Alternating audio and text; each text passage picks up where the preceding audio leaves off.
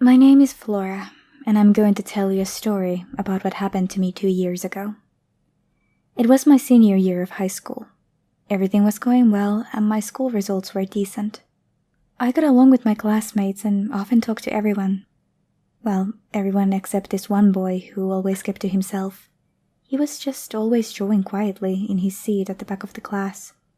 Everyone took his behavior for shyness, and no one usually talked to him. In fact, I was one of the few who had tried to make him come out of his shell, but he just royally ignored me.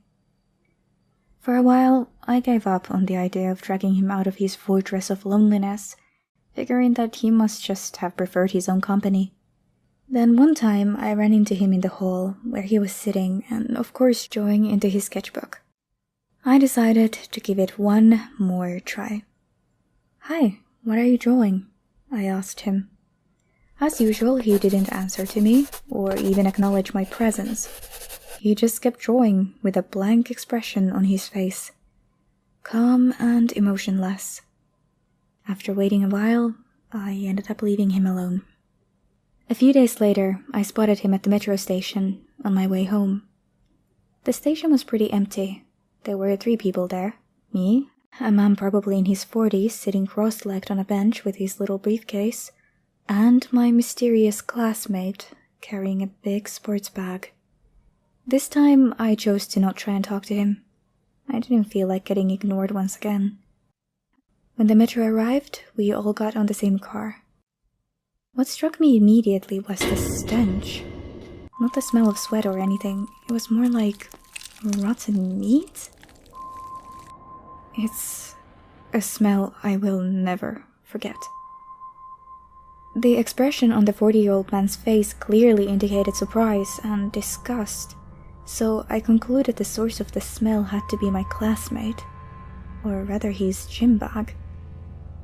I wanted to get a little bit further, to put some distance between myself and his smelly bag, as quickly as possible. Suddenly the man in the suit said something that stopped me in my tracks though. "Young man, what is that dripping from your bag?" Small red drops were beating at the base of the bag before falling to the ground, gradually creating a puddle. I started to break out in cold sweat, but had no idea how to react. My classmate remained silent, ignoring us both just as he always ignored me. No one spoke again until the ticket inspector stepped into our car to check our tickets. He also noticed the bottle of red under the bag and hurried to remind my classmate that food was prohibited on the metro. "You're going to have to open your bag," he said. My classmate hesitated, but then slowly began to open the front pocket of the bag. And before any one of us could react to it, he started brandishing a big kitchen knife in our direction, still in complete silence. Luckily, the inspector and the middle-aged man managed to disarm and subdue him quickly. They then asked me to call the police and tell the driver, which, of course, I quickly did.